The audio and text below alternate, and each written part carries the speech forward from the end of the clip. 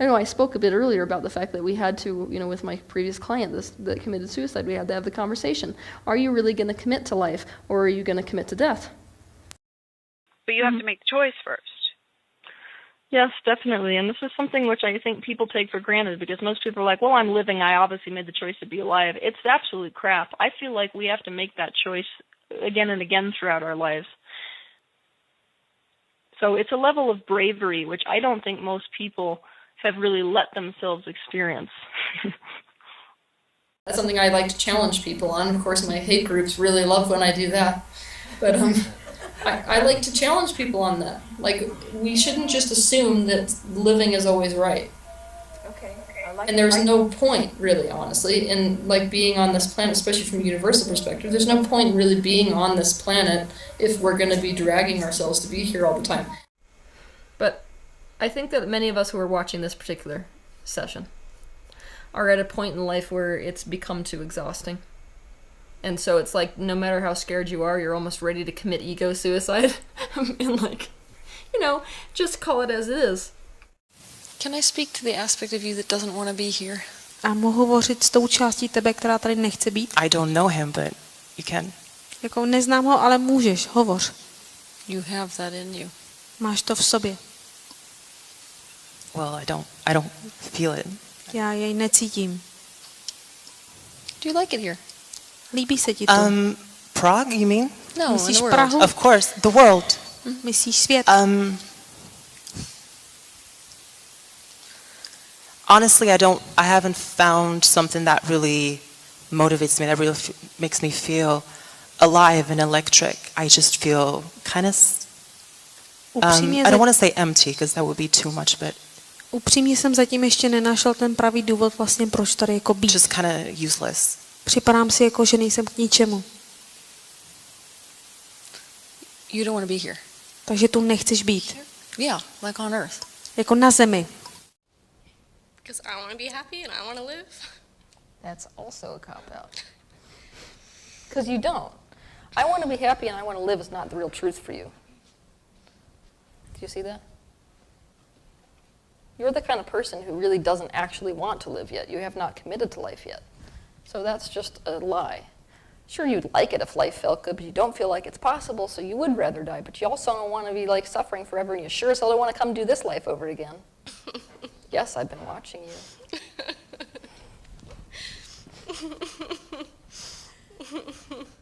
Okay, so we're going to be aggressive at this. You ready? Okay. You're being pushed into a crossroads where you literally have to decide whether you're going to commit to life or death.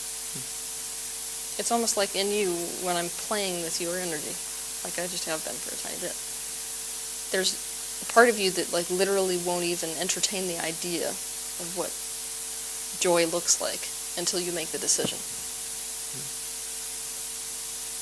It is like a dead end. So let's toy with the idea. Which way are you going to go?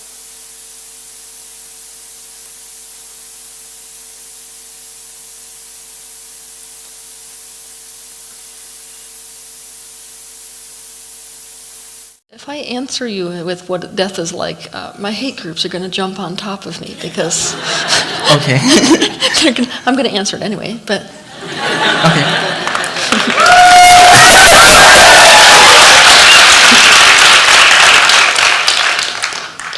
For the majority of people here on Earth, death is such a liberation that you would give it to yourself. If you were suffering, you would give it to yourself. Have you struggled with suicide? Like for me or for someone else? You. No. No thoughts? But my mom tried to. So I'm just sitting there and she's going on this tirade telling me how she can see my vibrations and she knows exactly what my thoughts are and she can see all these patterns and she can tell that I'm a match to breast cancer and that I have stomach ulcers and like just going on and on and on, and I'm just sitting there like watching, like just thinking, what the hell did I even do? Like, are you kidding me? I'm completely floored. I have no frame of reference for this behavior. I feel like I'm in a crazy ward right now. So I'm sitting there and I'm like, everybody's thinking it's okay. Like they're just, not saying anything, and I'm just like not saying anything really either, but I'm getting really, really upset. And I finally, by the end of it, I wanted to leave, but everybody was kind of around, and it's kind of a circle, and we're upstairs, and it's a small room, and so I'm waiting, and finally she's like, you need to get in your car, and you need to go drive, and you need to decide whether or not you're committed to life.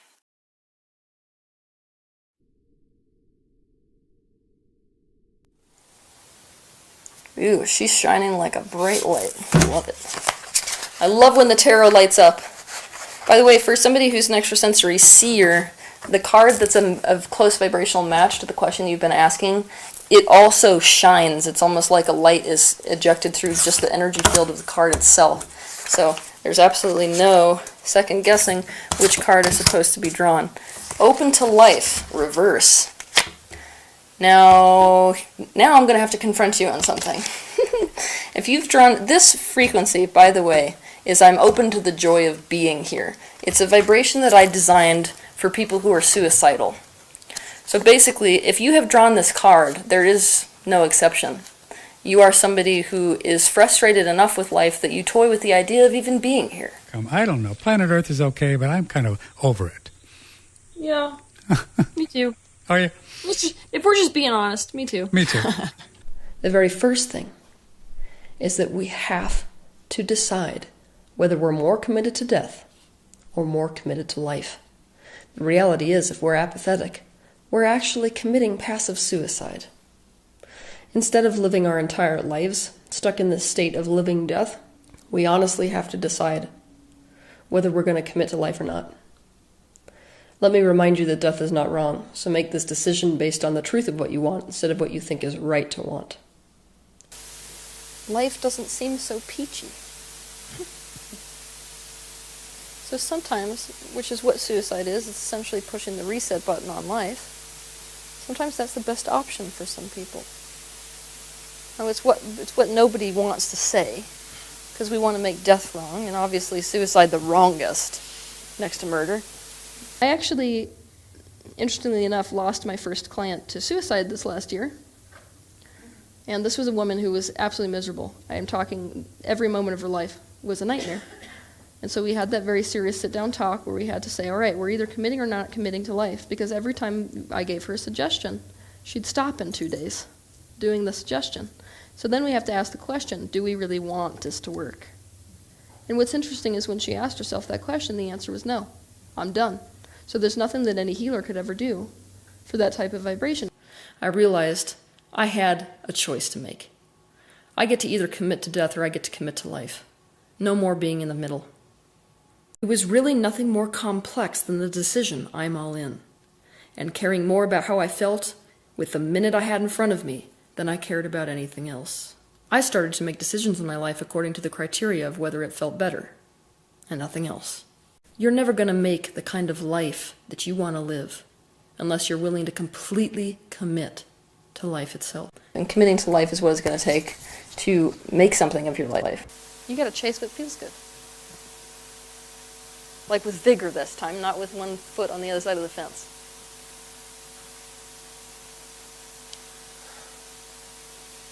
Not to sound too Christian, but quite literally, if anybody gets in your way during this process, I want you to think, what would Teal do? Let me be your little angel on your shoulder saying, fuck 'em.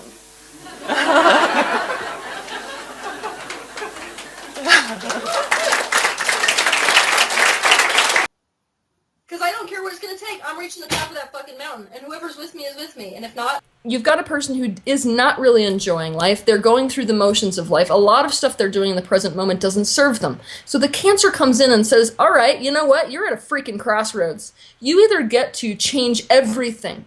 I mean freaking everything right now. Or you're dying. That's what we're going to do with you. So it's basically your body is the best gift ever, which is why the people who get over cancer, the ones who really heal, will tell you it is the best thing that ever happened to my life. Because if I hadn't gotten to that freaking crossroads, I wouldn't have changed anything. So your body is basically saying, all right, you're not making the choice. I'm making the choice for you. Let me help you out. We're done. You are going to do something that feels good. And it's going to happen now. We are never going to get anywhere by virtue of suppression. And this is what's really happening if you say, oh, I really want to kill that person, but I'm not going to let myself do it. Yeah. That energy is suppression. So what I encourage people to do is to go there mentally. Mm-hmm. It's so you're not taking an action, mentally kill him. Mm-hmm.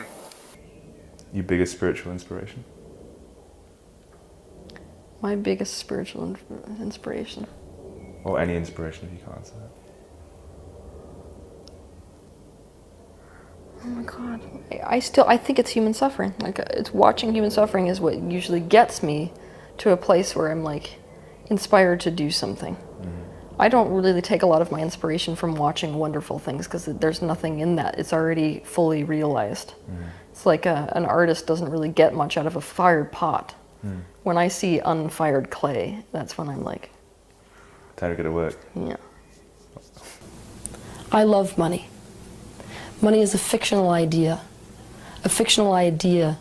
which has the power to create massive amounts of ugliness or unparalleled beauty, depending on the mind that wields it. The question on everyone's mind was, how much money does a spiritual guide actually need? I feel like people ask this question because I was not straightforward about my goal. My goal is not to become what I already am, which is a spiritual guide. That is just a means to achieving my actual goals. So I'm sorry for not sharing those goals and my larger vision with you before now. But today, I'm going to share that vision with you. To give you an idea of some of the things that TLI will be involved with, here is a small list. End-of-life care. I want to do end-of-life care centers. We're going to be dealing with people that are on the way out. And instead of resisting that with them, we're going to help them to allow it, because that is, when you look at human beings and death, the number one cause of pain and this extreme, just this process of like losing every last ounce of your verve and joy is about the fact that we resist death. That's what keeps us here. Because if you resist death, you stay a match to life, but you stay miserable. And that is not okay at all. It's torture. We don't want people who are living their last 3 months or 3 years of life here in this insatiable pain.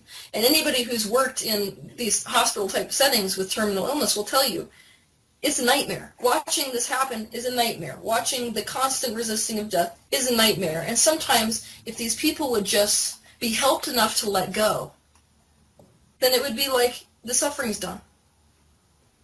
So that's my first little passion. In the human race, this is that moment where you've got a loved one who's on a respirator. And at first you're like, I can't have them die. I can't live with them dying. This is so terrible. And there will come a day when you're like, I can't deal with the uncertainty. Like, this just has to end. It doesn't mean that when it does end and when you pull the respirator out from the person that you love and they stop breathing and they die, that you're like, yay! No. It's just a bit of relief. We've made them monsters, and the reality is that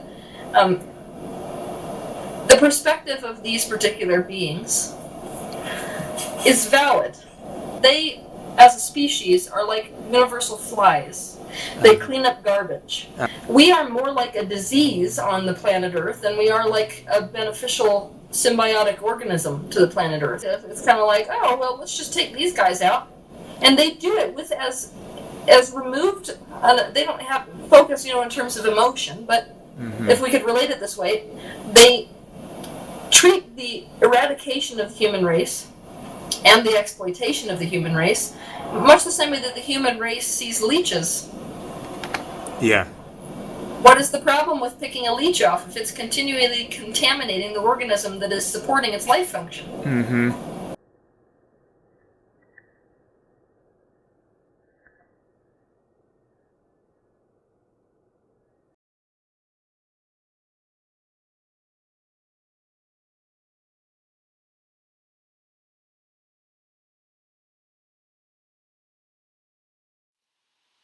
Who is the person that you trust the very most in the world? Somebody that you think is like super capable, more capable than you, and can be completely trusted and is all powerful. It can be real or imaginary. You?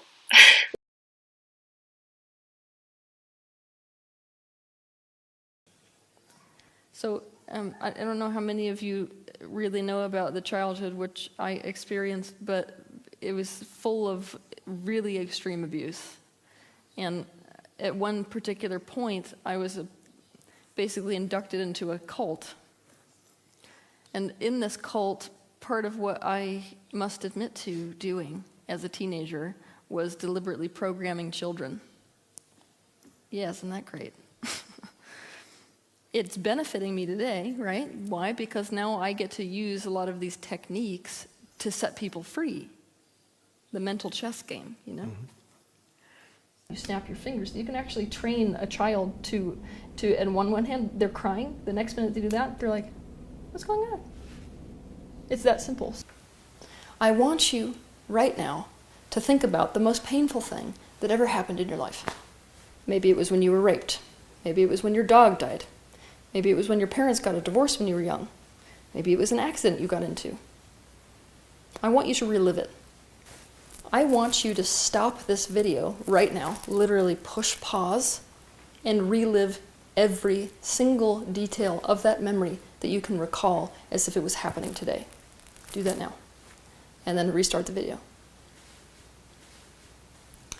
Now, with that memory alive in your being, imagine that I, as an expert, am coming in and telling you it never happened.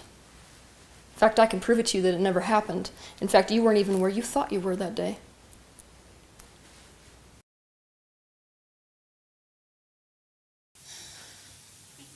All right, let's go in this row right here with the scarf, second in, you. You're coming up and you're getting on stage.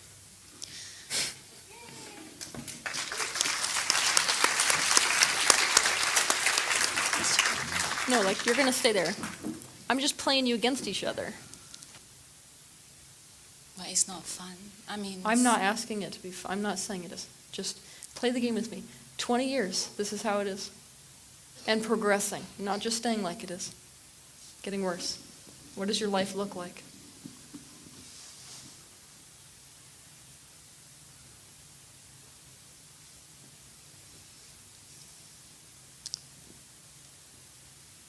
I'm sorry. I think I stopped. I don't want to. Play with me. I don't. But I need you to. You wanted to be free. I guess I just don't want to cry. Well, that's resistance too. That's more tension.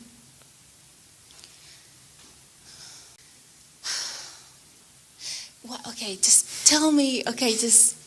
You're making everyone tired. Just tell me. Now I have chronic fatigue. Okay. If I was a 5-year-old, right? If you were a 5-year-old? What do I?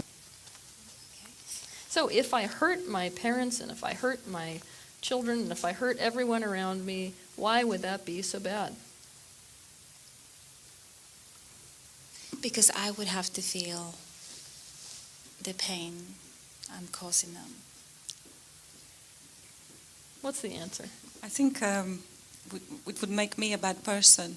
And if you're a bad person, why is that so bad? I rest my case. It was never, for either of you, it was never about anything other than getting people to be with you. That's it.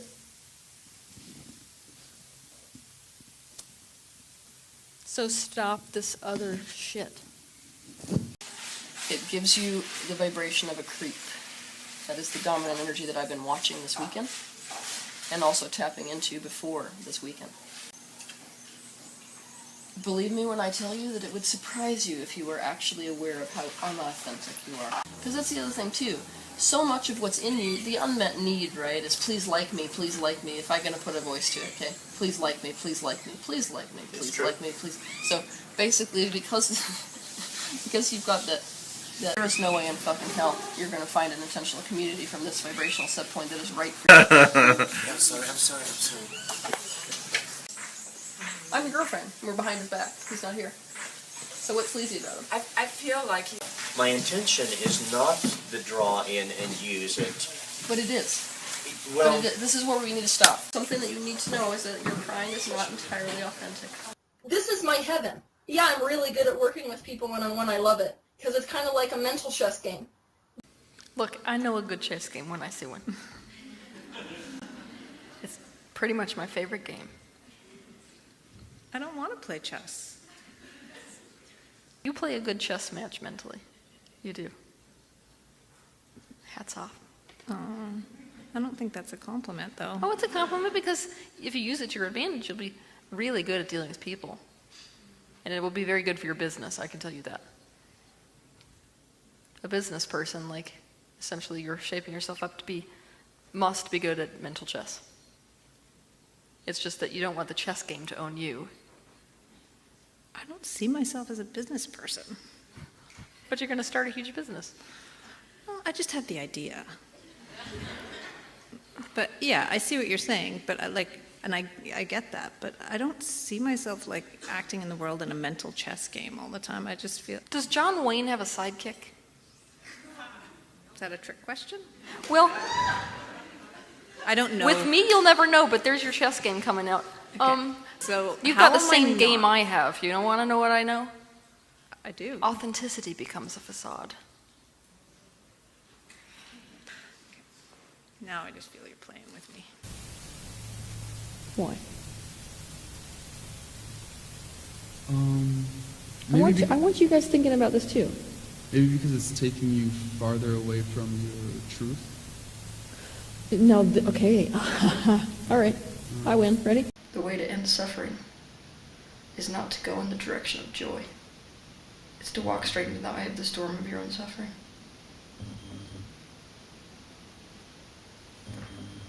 It's not a light process. It's the kind of thing where it's like you've been put into a rock tumbler. Every single edge, every unnecessary aspect of your being is going to be stripped from you.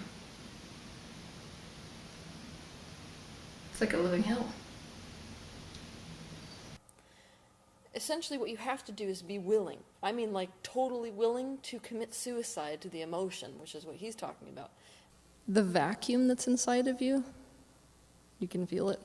That dark void, you got to go into it as far as you can go.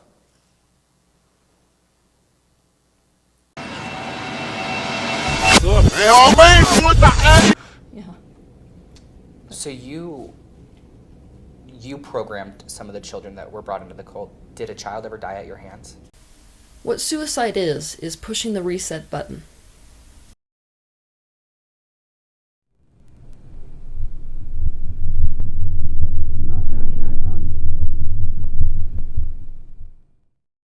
Also, his best friend was a mortician, so his friend was not the greatest of characters. So he could gain access to the bodies before they were cremated, and he would do a lot of really horrific stuff with me with that late at night. And like he'd take me into the mortician's office late at night, and when I was about, I'd say 8 years old, he ended up sewing me into a body and leaving me there for about 12 hours. And then when I was at his house, he would keep me in the basement or in this hole that he had outside, which was a 3-foot by 4-foot hole. And he also, one of his personalities belonged to this cult, 2 cults actually. One of his personalities belonged to a satanic cult. Another one of his personalities belonged to a Christian cult. And so he would take me back and forth from one to the other based on which personality he was in. And I had to participate in really horrific ritual ceremonies. Oh my goodness, Teal. Yeah. Oh. Let me ask you a tough question that some of the people who are listening to this discussion today may have wondered why I hadn't asked you this earlier. And in a way, I think you may have addressed this earlier. In the course of going through all of this ordeal, or series of ordeals, was there a time where you thought to yourself, am I just crazy? No.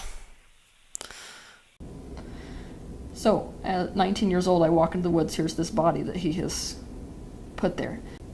And so I'm having sex with this corpse, and he's getting off on it. Like, by this point, he had taken the knife and taken a huge slice of this guy's leg off of his thigh muscle and was just chewing on it.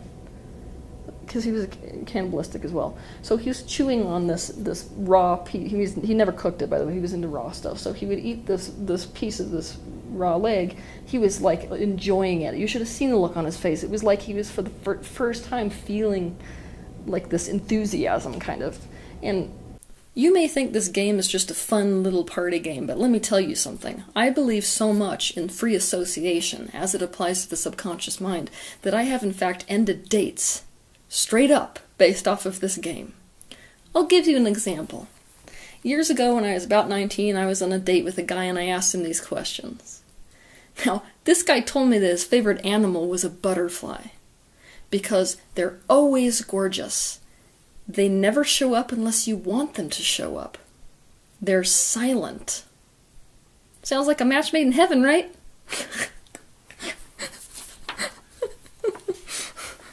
So, he had dug this enormous pit so as to not start a forest fire, this huge pit in the ground. And we threw the body in there and then burnt this body, which took forever. We were out there for a really long time, a lot of hours. You tend to see at different time periods in different time-space realities, this time Earth, you tend to see these soul families, like specific ones, come in. So, for example, mine is Adonai. You saw Adonai a whole lot pre-Jesus, when it was the rise of Judaism, in fact. We're sort of embarrassed for that one, but yeah. If you are on the highest vibrational level, looking at this planet, the person who added to peace more than anyone on this planet is Hitler. Because no one was thinking about world peace until he came along. I mean, isn't there something wrong with Hitler, aside from the fact that we don't like him, which might be a projection of some quality within us? But, I mean, intrinsically, wasn't the guy sort of bad apple? Well, on a universe, you want me to give you the universal perspective? Hell no. He was exactly what everyone had asked for. The victim, nobody likes it when I say this, the victim is every bit as much responsible for what they experience as the perpetrator is, because we are the ones who are putting ourselves, by virtue of our thoughts, in a vibration which make us a match to a perpetrator. Don't believe for a second that Jim Jones thought that he was causing people harm. He thought that he was helping people. He thought that the only way for them to be free was to die. But your point is about this conflict that's coming. Yes. You think that we are in for some tremendous conflict because there has to be a certain harvesting, in a sense, or a cleansing that has to take place. I don't like using the word has to because it's always a choice within the human race, but as far as what I see from my particular position, what we're in for is unlike any horror that we've ever seen. I think we're gearing up for the next massive world conflict, and I think that the human race will be cleansed. Because at this point, we're not playing with small guns, are we? Yeah, not at all. And, well, not even just guns, but chemical weapons, and we're playing with the atmosphere. We're not talking about climate change, we're talking about what they're doing with the geoengineering. I mean, are we dealing with an alien force on this planet? Yes, we are. I think most people who are super conscious understand that the humans are not the only one in this particular game. Mm-hmm. But the problem is that it's difficult because we all look human. Yeah, well, that's the hard part. That's right? the other thing too. It's like if you've been raised on Hollywood movies, you're waiting for somebody who looks like an alien to walk through the door. But a multidimensional being, which most extraterrestrial beings are, they're not going to walk through the front door looking like an alien, are they? They're going to look human. Yes. But are these the real rulers of this planet? Yes. Of an alien race, and they're hostile to humans? Yes. So you're anticipating an actual physical war with military and things like that? Yeah, no, this is not a spiritual way. I mean, on that level it exists, but no. Like, and at this point, let's just say that what they will be using is not conducive to human life. I was trying to understand my own life path a while back, years ago, in fact. And I ended up going out and looking at my own life path potentials. People have thousands of them, but 3 primary life paths. And what blew my mind when I went out to look at my thousands upon thousands of these life path potentials for my future I was a match to a very gruesome public murder in every single one of them. I was wondering, like, is this always about, the past, and is there a way to avoid this fate, basically? And what was very interesting is I was actually guided by 3 beings through this process of looking at my own life path and the different potentials that would line me up with certain things. And every one of them explained that the reason that the higher self chose into that path is because of the fact that it attracts so much attention. It's not a different death than many people opt for. Jesus opted for public execution, for example. Would we even know who he was today if it wasn't for that death? Who knows? So oftentimes, higher selves will choose into that type of a life path potential specifically because it's what makes the work last. And then I had to come down and have a come to Jesus moment with myself, and I asked myself, what is my level of commitment to this work? If I had a guarantee 100% that what I'm doing in the world and the change that I'm trying to make would only work if I got killed, would I still do it? And would I stick to that life path? And the answer is yes. So there started to become this very shady area, which I wasn't expecting running into, about what the right and the wrong way is to die, and also choice of death according to your plan. What I'm here to do is to institute change on this planet. And so before I even wrote my first book, I had a come to Jesus moment where I was like, you know what? I spent my lifetime running away from people. That's what I did, because I escaped from a group which is still after me today. So I sort of decided that the benefit of actually running for your life, like I had to, is realizing that, the worst that you have to risk is death and suffering before you get there, and I've already been through it. Oh my God, guess what? I was tortured for 13 years. I already been through it. So even if I was put in a prison of war camp, even if I was tortured, I've already done it. So the worst that can happen is death, and we know that's not very bad. So before I even put myself in the public eye, I had this decision moment where I decided that I cared more about this than I cared about the potential of having a bullet put through my head. Mm-hmm. Guess what I decided? If I stand up on stage one day, or if I do this thing and somebody puts a bullet through my head, I have more attention. So there's nothing really to risk. And because of the absolute ridiculous crap that happened in this last court case, it is now illegal for him to introduce his children to me because his ex-spouse has painted me in front of the court as a cult leader, and they went for it. They basically believed it.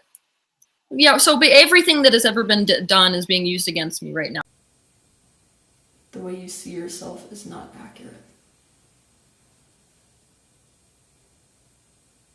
The truth is that you're much more beautiful than you've been led to believe. I am a soul fork. What that means is from non-physical energy, so most people in the planet, they're non-physical energy that is projected forth into a physical human body. I am non-physical energy that is projected forth into an Arcturian body, an extraterrestrial body.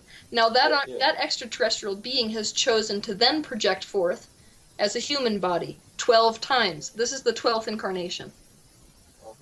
And it's quite funny, ironically, because before I even came down, there was an entire panel of beings, Arcturian beings, 6-dimensional beings, who even chose the way I would look in this life.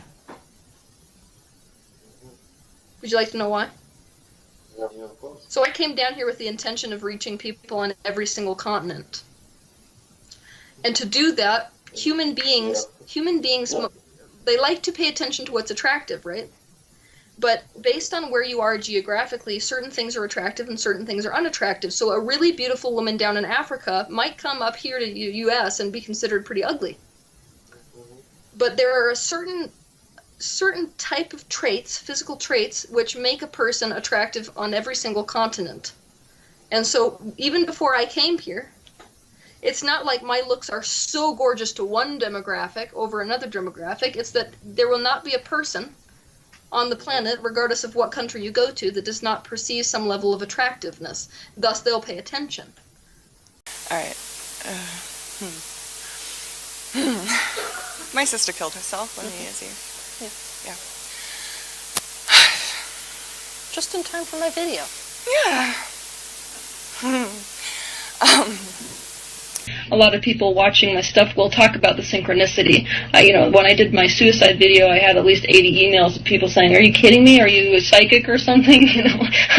I just lost somebody last week to suicide, but I feel like the beauty of people who are famous and looked up to around the world. Ale vlastně věřím tomu, že ta krása toho být slavní nebo lidé, kteří vlastně jsou takto následováni. Really talking about spiritual stuff. A hovoří-li o té spiritualitě. Or the beauty of there being like a spiritual superstar, so to speak. A nebo jako hovoří-li o té z té pozice té duchovní superstar. Is that perhaps people who never had access to this kind of information will actually see it. Je vlastně ty lidé, kteří k tomu nemají přístup, tak to vlastně ani nehledají. And have access to the tools. A nemají they have or they don't have. No, they don't have. No, but I want them to. Nemají vlastně přístup k těm nástrojům a chtějí. What does this mean? It means that your deserving was never in question. It means that you deserve anything you could ever think of to desire, and you could never do anything that would make you unworthy of what you desire. Not pride, not selfishness, not murder, not abuse, nothing you could ever do could make you unworthy of your own creations. Step 1 to letting go of guilt is realization. Understand what guilt is. Understand how it begins. Understand what it does. You have to have the realization that it is causing harm and not good before you are able to release guilt. You have to realize that guilt is not serving your highest good. It is self-abuse. You may be able to show your love and kindness for someone else and think that comes from a motive that is selfless. But if you trace it all the way back to the root, you find that the reason that you want to show them kindness or love, the reason that you want them to feel happy, is because it makes you happy to see them happy. It is not possible for any action in this world to be selfless. This is why we could quite easily simplify everything and tell you that life is about joy. If you continue to follow what feels good, you will continue to line up with expansion, and your purpose will never, ever, without exception, be separate from your joy. So you're saying kill someone is okay? How can that be when it's a destruction of the human body without divine intervention? It's not right for you, see? So I can tell this right now because of the way that made you feel. When I say it's okay to kill somebody because it's not right for you, it will not feel good to you. But what I want you to realize is that hopelessness, or this feeling of complete despair, functions a lot like a spider web. The more you try to resist it and get out of it, the more deeply entangled you become. So what does that mean? It means right now, I don't want you to focus on anything positive. Don't you dare write a single affirmation. What I want you to do is just stop where you are, right in your tracks. 6, I want you to lay down on the floor, and I mean completely let yourself collapse. What is suicide? It's giving up completely on life. So let yourself physically give up on life by falling on the floor. When you're on the floor, I want you to imagine dying. Now here's the thing. You've been loosely and mostly subconsciously toying with the idea of suicide. You've been thinking about it, but not really consciously. This time what I'm going to encourage you to do is to consciously imagine committing suicide. This is different than suicidal ideation, which is just a subconscious reaction to an emotional state. Imagine how you want to kill yourself and where you want to kill yourself. Imagine every grisly detail. Imagine who is there, how they will react. Become aware of the impact you want it to have on other people and why you want your suicide to have that impact. Imagine watching every detail of your funeral and what happens with your body. Imagine watching people grieve and moving on with their life. Imagine you watching all of it. Then imagine yourself going back to source, becoming part of universal mind, or what you call God again. Imagine that now you have the relief you were seeking. You're not in pain anymore. You're watching Earth from that removed viewpoint, that you left it all behind. You're just objectively viewing the madness down here on Earth. Let yourself imagine and feel that sense of peace for as long as you can.